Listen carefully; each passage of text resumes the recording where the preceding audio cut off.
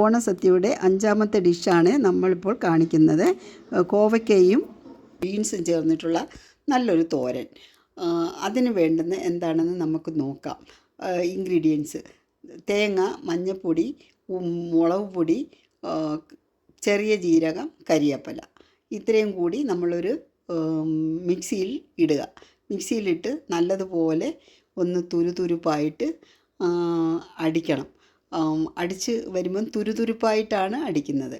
അതുകൊണ്ട് തുരുതുരുപ്പായിട്ട് ഇരിക്കുന്നതാണ് ഇപ്പോൾ ഈ കാണുന്നത്.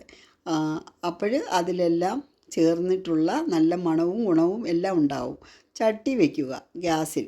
ചട്ടി വെച്ച് അത് ചൂടാകുമ്പോൾ കുറച്ച് അരി ഇടുക. അരിയിട്ട് അരി ഒന്ന് ബ്രൗൺ കളർ പൊട്ടി വരുന്ന സമയത്ത് കടുകിടുക.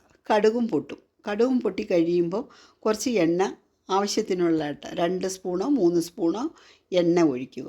എണ്ണ ഒഴിച്ച് അതൊന്ന് ഇളക്കി അതിന് ശേഷം നമ്മൾ ഈ അടിച്ച് വെച്ചിരിക്കുന്ന മസാല അതിൻ്റെ കൂടെ ചേർത്ത് നല്ല ഇളക്കി വന്നതിന് ശേഷം പച്ചക്കറി, ഈ കോവയ്ക്കയും ബീൻസും ചേർന്നിട്ടുള്ള അത് ഇതിൻ്റെ കൂടെ ഇട്ട് ഉപ്പും ഇട്ട് നല്ലതുപോലെ ഒന്ന് ഇളക്കി കൊടുക്കുക. ഇളക്കി 2-3 പ്രാവശ്യം ഇളക്കി വെച്ചതിന് ശേഷം നമ്മൾ അത് അടച്ച് വയ്ക്കാവുന്നതേ ഉള്ളൂ. 2-3 പ്രാവശ്യം ഇളക്കി കഴിയുമ്പോൾ അതിൻ്റെ മസാലകളെല്ലാം എല്ലാത്തിലും ചേർന്ന് പിടിക്കുന്നതും ആണ്. ചൂടും ഉണ്ടല്ലോ, അപ്പോൾ അതോട് കൂടിയിട്ട് എന്നിട്ട് ഇതാണ്ട് ക്യാബേജ് തോരൻ പിന്നെ നമ്മൾ ഒന്ന് പാത്രം എടുത്ത് ഇളക്കി കൊടുക്കുക.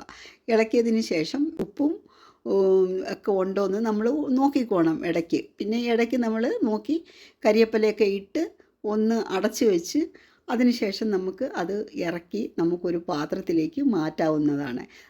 ആവി വരുന്ന കണ്ടില്ലേ, നല്ല രുചിയാണ്.